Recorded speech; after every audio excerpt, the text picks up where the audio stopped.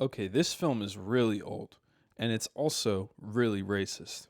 It was released over a century ago in 1915, before sound was even invented. It's a film that covers the history of the Civil War and the Reconstruction era of the United States. It's widely recognized as one of the most racist films of all time, being a crucial reason for the revitalization of the KKK in the early 20th century. It was made by one of the most important filmmakers of the silent era, D.W. Griffith, who came from a proud Southern Kentucky family. But why am I making an analysis video on such an old movie? No one even talks about this film anymore, except when a conversation of film history comes up. This film is historically important, but I'm not here to discuss its relevance, but rather I'm here to make an argument. This film isn't only racist in its nature, but that it promotes being racist to the public, and it displays the need for white supremacy to be present in society. I'm going to present to you guys watching this video why filmmaking is not just entertainment, but an important tool that can be used to influence the political opinion of a population. It's crucial to know the power that filmmaking holds. It's our opinion that this film displays how it can impact a nation. Of course, in this case, it's negative, but we are still going to explore the negativity of this film and why it's important to understand the political arguments it displays over the course of its runtime. We want to fight racism and the promotion of it to the public, so we will make sure we understand the argument presented to then bring forth multiple counter-arguments against it. This film was displayed to 50 million Americans at the time of its release, which was half of the country at the time. Riots sparked all over the country from minorities protesting against the film's blatant racist message. The end of the film has thousands of KKK members saving a small village in South Carolina from black northerners who live in this village. Black people are portrayed as stupid and immoral individuals who tend to be criminals and rapists. We are going to be sure to cover all the main racist points of this film makes and clearly argue against them. For those of you not familiar with our channel, I'll give you a brief introduction to what we are all about. We want to progress the medium of filmmaking forward, and our view of doing this is to build a film theory off the foundation that was established by Dziga Vertov, Sergei Eisenstein, and Lev Kuleshov. We already have videos on these filmmakers if you'd like more information on them. Our view is to promote the production of films that are separate from theater and literature and have a clear understanding of revolutionary film theory. Films that rely on the natural components of filmmaking, the image and the edit, and not the theatrical elements that have plagued films for over 100 years. We also want our films to make political statements when necessary. We want our films to stand out to the public as new artworks that inspire new ideas to the working class. Our films aren't meant to dull the workers, but rather to enlighten them and push them towards revolutionary action. To us, films aren't entertainment, they are an art form.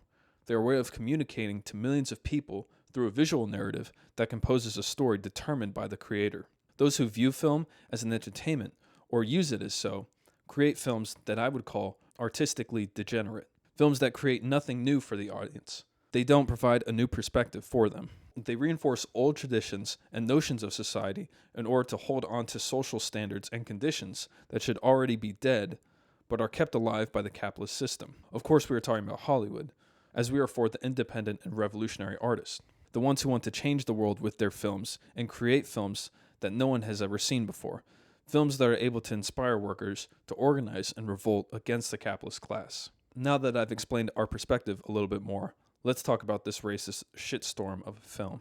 To start, the film is based off a book called The Klansman, which is a fictional book written by a man who supports racial segregation. The book shows African Americans as violent criminals who rape, murder, and rob at a ridiculous rate. I'm not sure if the book has the KKK riding off into the sunset, but hell, it is called The Klansman, so who knows? The film starts on a title card that quite literally blames African Americans for the Civil War, basically stating the reason for the social conflict starts with the bringing of Africans to America. This is the ultimate example of a victim complex if I ever saw one. Not only are rich white traders responsible for enslaving an entire race and continent, but when they lose their slaves, they then blame the slaves for the war that was caused, as if the slaves wanted to be slaves at first, then decided that, hey, I no longer want to be a slave. I wouldn't spend so much time on this otherwise, but it's literally the first title card of the film. It's like the filmmaker is saying that it's the slaves' faults for not only being enslaved, but also for starting the war. It presents African Americans as a social problem, when in reality it was the productive system of slavery and the social conservatism of the South that was the issue at hand. This really starts off the tone of the film properly, as it spends pretty much its whole runtime trying to paint black people as a problem to be dealt with by the white population in the South. The whole film is from the Confederate perspective and doesn't even try to present anything in an objective and historical fashion. Before the Civil War starts, there are slaves who are shown dancing and having the time of their life right after a 12-hour workday picking cotton for their owner. The filmmaker even goes as far to show the slaves shaking hands with the white man to really try and communicate to the audience that black people enjoyed being slaves. This is straight out of psycho-racist philosophy here. I don't really have to explain that African Americans don't like slavery, do I? When the war starts, a southern town is raided by a platoon of northern troops. The Confederates gain word of this and rescue the town. All the troops are then surrounded by women who swoon over them. This would be a normal scene in a standard historical film, except the film never displays the condition of the northern towns or soldiers. The film is solely focused on what happens to the Confederates. We never see the perspective of the Northerners on the war, nor the president, nor the slaves throughout the entire 3-hour-long film. The reason I point this out is to say that this is a clear piece of conservative propaganda. It was not only just to show the Confederate perspective, but to sell it to the audience. The film was sold on not just the length and scale, but on the fact that it was a conservative perspective on the Civil War. The film had such a wide release to the public and was so financially successful that it was a key factor in the KKK's second social movement. We'll get to that later. The northern troops, who are African Americans, are depicted as bad guys, as their posture is often hunchover and rigid. Of course, if you look at the film from a normal historical perspective, it's hard to depict someone as fighting for their personal freedom as an evil person who damages society. After the film spends its time covering a romance story and the main events of the Civil War, it starts to get into the Reconstruction era. The film does have a scene about the assassination of Abe Lincoln, which is shot and portrayed fairly neutrally. However, I can't help but have a hunch that this was only included to show how Lincoln was hated by the South and seen as a dictator for taking their slaves away. The conversation of the Reconstruction period starts with a quote from the current president, Woodrow Wilson, who basically justifies the existence of the KKK in order to protect white people of the South from the now freed black people of the South. Wilson was famous for being sympathetic and supportive to white supremacists, so it's no surprise that D.W. Griffith found himself fond of the president's words. A new character is introduced into the film. His name is Lynch, who is basically portrayed as a traitor to the white race. The film literally uses the words, "a traitor to his own people," to describe his political ambitions. The film paints him as the new white man who controls the black population, basically a white man with an army of black men who spend their time terrorizing innocent white Southerners. There's another title card I'll quote from the film. The great radical delivers his edict that the blacks shall be raised to full equality with the whites. The film depicts Lynch as a radical, as if the idea of racial equality is a radical political position. Lynch ends up running for governor of South Carolina, and there's a whole scene in the film about how white Southerners are being disenfranchised during the election. This is a hilarious concept nowadays, as it's commonly known that black people are disenfranchised to this day, to levels that prevent them from voting. So it's just funny to think that this would happen to white people, who held far more social power during the Reconstruction era than they did today. The film shows white people being denied to vote, and even shows some black people voting twice, implying that the election was rigged for the Lynch character to win. I can't speak on whether or not this is historically accurate, as I don't really care to debate this part of the film. I just thought the very idea of white people not being allowed to vote was funny, because this has been an issue for black voters ever since this country was founded. There's a ridiculous scene in the film that shows black Northern soldiers whipping and even killing another black person for not voting for the Northern candidate. Again, whether or not this is true to me is kind of irrelevant, as the film is trying to make out like African Americans at the time held immense power over white people at the time. The film tries to make out that African Americans dominated white people politically, as they would hold the majority in South Carolina's House of Representatives in 1871. But it's not like they were calling for the death of all white people. They were literally running off the need for racial equality and interracial marriage. To me, it's so clear that the filmmaker was trying to demonstrate that black people had too much power and it was dangerous to white Southerners in the area. To quote the movie yet again, "The Ku Klux Klan, the organization that saved the South from the anarchy of black rule. This anarchy being reparations, racial equality, and interracial marriage. African Americans were asking for the absolute bare minimum, and this terrified conservatives in the South. The KKK was put forth as the solution to the imaginary issue of African Americans being in power. In this film, they're portrayed as the heroic rebellion of the South's only hope to fight against black rule. This fight was depicted in the film as a collective struggle, as the Southern women would make 400,000 uniforms for the ridiculous KKK costumes. The whole operation was kept a secret. It literally felt like I was watching a joke. I couldn't believe the film I was watching, that someone actually was able to make this and then sell it on a national scale. There's a few more scenes I'm going to cover before I analyze a few other things. Towards the end of the film, there's this scene where a black army captain tries to rape a white girl. He chases her in the woods, and she ends up killing herself by jumping off a cliff. The KKK movement takes this event as a motivating tragedy to go ahead with their plan to fight back. The man in the film who tries to rape the woman is in blackface, funny enough. I would say throughout this entire film, if someone did a count on how many white people were in blackface, there would probably be more people in blackface in this film than actual African Americans portraying themselves. The KKK ends up taking this crime into their own hands by killing the rapist and dropping him off at the government building. What is more likely that would happen in a historical situation like this is there would be a black man falsely accused of rape and then going to a trial where he would be lynched by the KKK. This is the actual history of the South that will stain their reputation forever. Yet this film portrays the notorious villains of black culture, the KKK, to be the heroes of the South, the saviors of all those who are innocent. Again, the film does its best to try and portray black people as a damage to society that needs to be controlled and dealt with.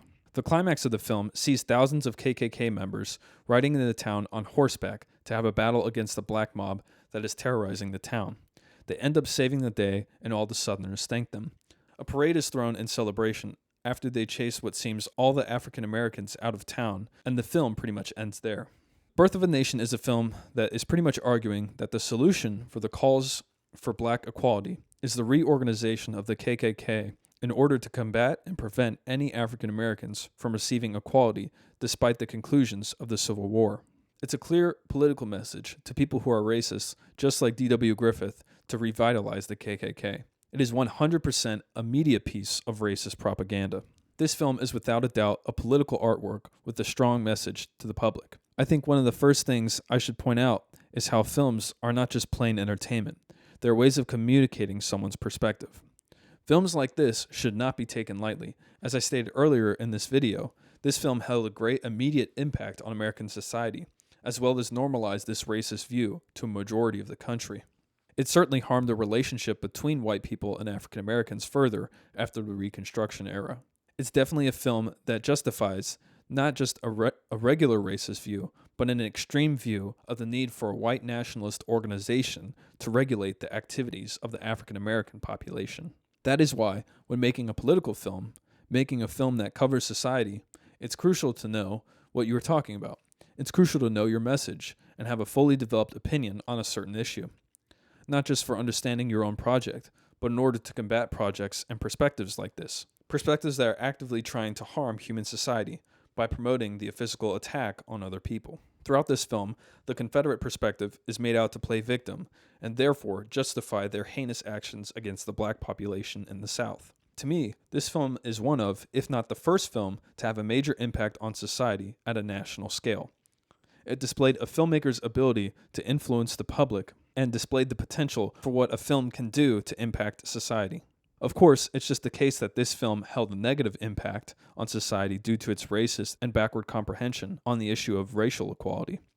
We should aim to make a film that is able to impact the world on the same scale, but with a level of positivity that pushes people to action. This action is to be political, to fight for the overthrow of capitalism and the establishment of a production that is controlled by the working class. After covering this film and how it has displayed a view of white nationalism, I hope to push those of you still watching to align with my perspective on filmmaking.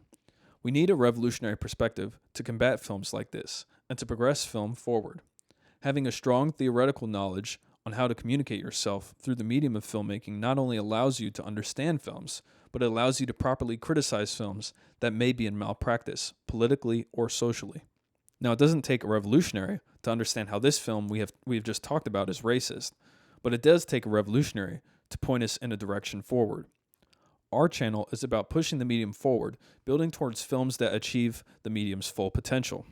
Like many other people, I used to believe that Stanley Kubrick, Alfred Hitchcock, David Lynch, and a handful of other filmmakers were the best filmmakers ever and could never be topped. However, after looking at several different film theories and analyzing the current state of film, I realized something.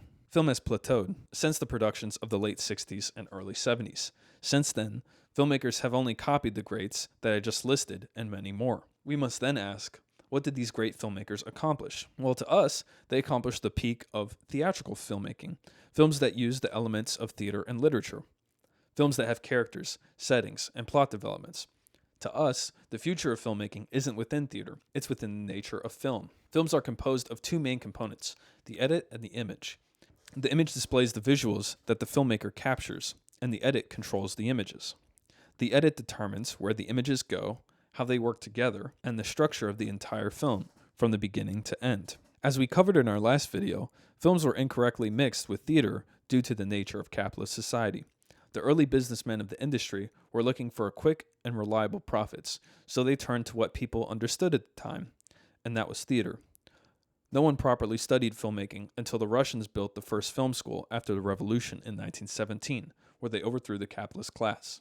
In the Moscow Film School, students studied the nature of filmmaking, how films were made, and it was discovered by Lev Kuleshov the major importance of the edit.